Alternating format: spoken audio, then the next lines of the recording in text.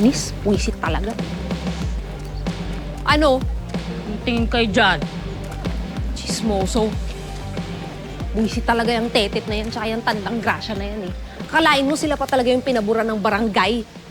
Bayad tuloy tayo ng danyos. Malaki din yun ah. Uy. Ay! Oh! Tanga-tanga din yung mga taga-barangay na yan eh. Kalain mo, naniwala sila dun sa Jomar na yon. Sayang yung binayad natin sa batang yan eh. Binaligtad tayo. Alam mo, isa pa talaga yung batang yan eh. Pag nakita ko yan, malilintikan talaga sa akin yan eh. Nga mo na. Ang naalala ko, yung binayad natin sa Danyos, doon sa karinderya. Malaki yun ah. Ama, feeling ko, ngayon lang sila nakahawak ng ganong kalaking pera. Tapos yung perang yun, ipambibusiness nila ulit. Kakapal ng mukha nila. Malamang yun. Malamang nga ganun talaga. Hindi! Yung kaniinis ko, galing akong Hong Kong. Pinaghirapan ko yun. Tapos nakapal ang mukha nila. Pang-business lang nila. Ate, pasensya ka na ah. Di bale, sisiguraduhin kong makakaganti tayo sa kanila. Hindi ako titigil hanggat hindi tayo nakakapaghiganti dyan sa mga yan. Lumalabas talaga ang high blood ko kapag naalala ko yun eh. Naku, nakita ko sila talaga. Eh paano naman kasi din hindi ka high blood din ate?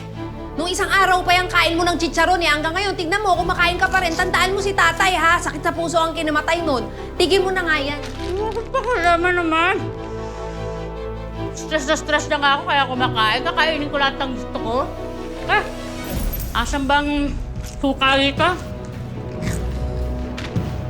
Sa mga taong yan, babalikan dapat natin yan. Hindi ako natutuwa sa kanila eh. Ibang ulam. Kasi naman ate, hinahinay lang naman kasi.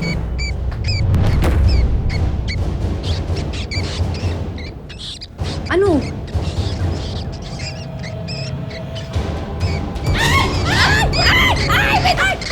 Ano ba yan? Ate, hinga, ate.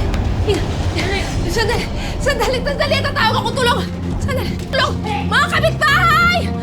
Kuya, yung ate ko! Yung ate ko ay naatake ata sa puso. Pakitulungan ako! Tulungan niyo ako! Dito! Ate! Ay! Ate! Pakibuhat!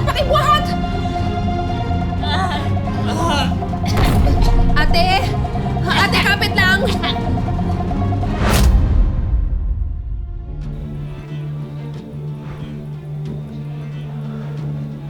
Mukhang malalim ang iniisip mo, Lolo. May maitulong ba ako sa'yo?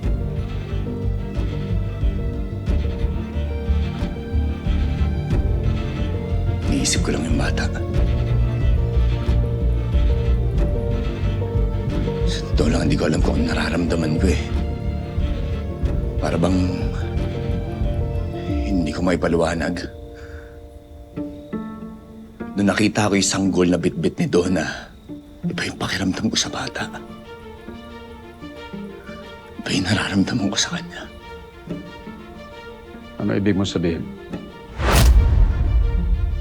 Hindi ko alam kung naaawa lang ba ako dahil alam ko na nasa kamay siya ng mga masamang tao. Pero alam ko na may iba. Iba yung kutob ko dun sa batang yun. Para bang may lukso ng dugo. Long! Bok, Long! May...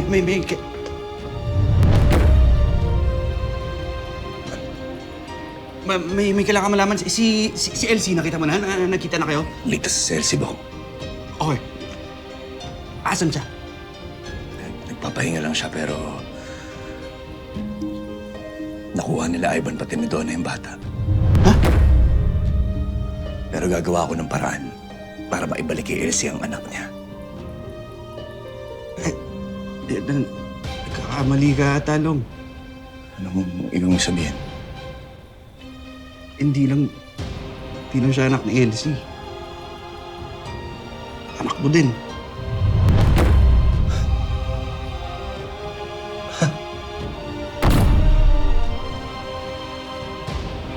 ko yung bata. Oo nga.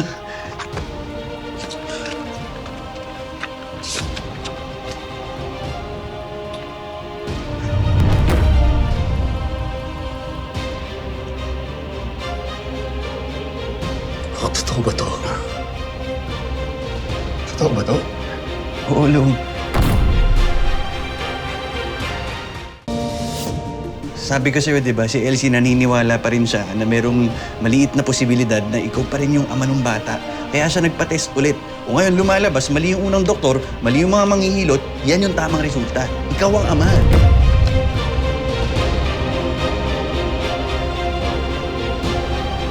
Pero hawak nila to na yung bata.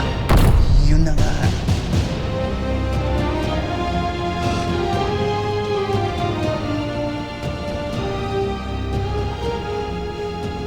Kailangan kong bawiin sa kanilang anak ko.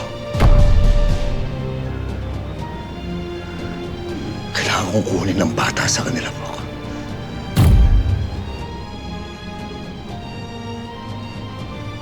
Dahil sa oras na malaman nila na anak ko ang batang yun, sigurado akong malalagay sa peligro ang buhay ng anak ko. Kaya kailangan ko siyang mabawi sa lalong madaling panahon. Lolong, kung nakatakas si Ivan at si Donna, siguradong kay Emilio sila pumunta. Mas malakas ang puwersa ngayon ni Emilio. Mas marami silang armas, mas maraming tauhan para ka lamang pumapasok sa lungga ng mga leon. Pero hindi pwedeng wala akong gawin. Buhay ng anak ko nakataya dito. Kaya gagawin kong lahat para mabawi sa kanilang anak ko. Naiintindihan ko pero apo ko rin yon, Lolong. Hindi tayo pwedeng magpadalos-dalos dahil pag namatay tayo, baliwala rin ang kinabukasan ng mga anak mo at ni Elsie. Bigyan mo pa ako ng pagkakataon. Nag-iipon pa ako ng lakas. Pinilay ako ng gusto ni Emilio. Kailangan kong makaipon ng maraming tauhan, armas, mga pera. Sandali. Kung mga armas at pera ang kailangan niyo, matutulungan ko kayo. Ano ibig mong sabihin, Aya? Maraming naiwang kayamanan at mga armas ang tatay ko. Yun ang gustong makuha ni Emilio, pero hindi ko sinabi sa kanya kung saan. Dadalhin ko kayo doon para makuha niyo lahat ng mga armas na kailangan niyo.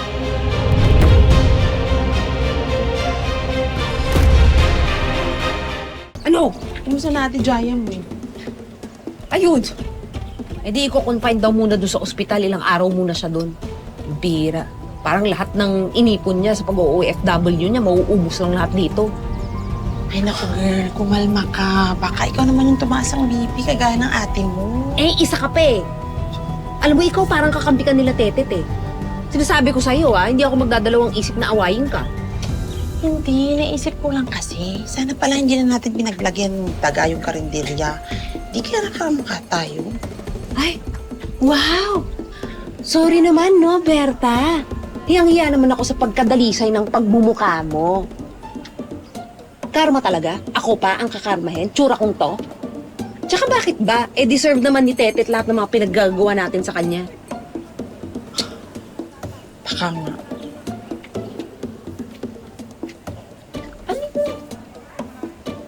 Ang hiyang yun. Ito ka na nga! Okay. Mag-gym na lang ako. Oy, oy, oy, oy, oy, oy, oy! Teka! Kuya! Ano yan? Anong ginagawa mo? Natanggal ko yung ano mo, kuryente. Kasi hindi ka nakakabayad, misis. Putulan ngayon ng kuryente. Excuse me? Mukha ba akong misi sa'yo? Miss pa lang ako, no? Pero teka lang, kuya. May pambayad naman kasi talaga ako eh. Kaya lang, yung kaaway ko kasi napurnada tuloy. Magbabayad talaga ako. Promise. Alam nyo, hindi nyo ako madadaan sa ganyan. Ha? Marami ng ganyan alibay, pero sa akin hindi kikita yan, okay? Kailangan ko matanggal to. Ay, kuya, alika muna. Baka naman gusto mo ng juice, tubig, pagkain. Baka nagugutom ka. Pagluluto kita. Alika, dumut. Teka. Tigilan mo nga ako. Juice. At katinalalamunan ko, mag-juice pa ako. Trabaho ko, uunahin ko dito, ha? Juice ka pa dyan. Pero, kuya, sige na naman na. Baka naman pwedeng last pakiusap ko. Hindi. Magpabayad talaga ako. Hindi niyo ako magaganyan. Pero, Pogi, sige na naman na. Last na to kasi mag-birthday sa lubong ako. Wala akong pakialam sa birthday sa lubong mo. Tsaka hindi ako pogi. Ano hindi ka Pogi? Ang Pogi mo nga, oh. Tignan Hindi mo. ako pogi. Oh, ganun Period. Uy, may Tigilan mo kiliti ako. siya. Tigilan mo ako, ha? May kiliti siya. Tigilan mo ako. Matatanggal pa ako sa trabaho niyan, eh. Nagtatrabaho na maayos yung tao, eh. Huwag ka na magalit, Pogi. Tsaka, alam mo, hindi ako pogi, ah. Maganda ako. Kakaloka ka. For your information, ha? Seloso si Ronald. Tsaka, alam mo, ha? Pumunta ka sa opisina. Magbayad ka ng utang mo. At ako mismo ang magbabalik niyan. Pakilala ko pa sa'yo si Ronald, eh. Kaloka?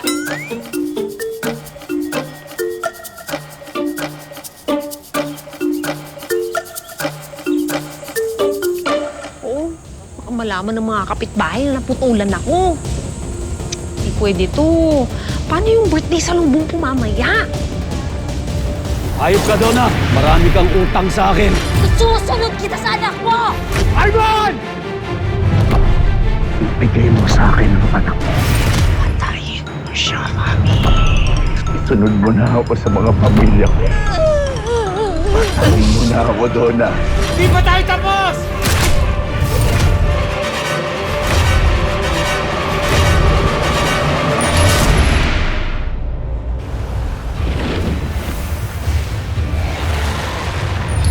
Mas malaki na rin ang premyong naghihintay sa inyo. Mag-selfie habang nanonood ng Nono gabi-gabi.